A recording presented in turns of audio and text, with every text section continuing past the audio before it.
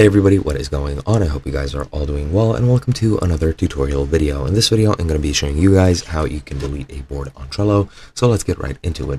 You might want to delete a board because you no longer need it, or you can just create a garbage board where you'll just export all your unneeded lists and cards, and then you can close the board and everything will be deleted alongside it.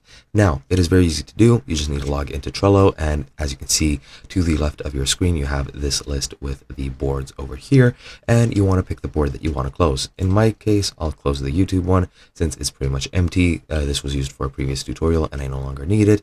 To close this board, all you need to do is press on the three dots right next to it, and as you can see, close board is an option that is available to you. Just click on that and you'll be prompted to confirm if you really want to close the board. You just need to click close again, and as you can see, it is completely gone.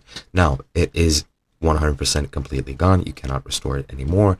To prove that, I'll go into archived items, and as you can see, lists or cards are nowhere to be found, mainly because that's linked to the board only. However, the other board is nowhere to be found and it is permanently gone. So I would advise you to make sure that you're 100% sure that you want to delete the board. Otherwise, don't delete it. But in this case, this is how you do it.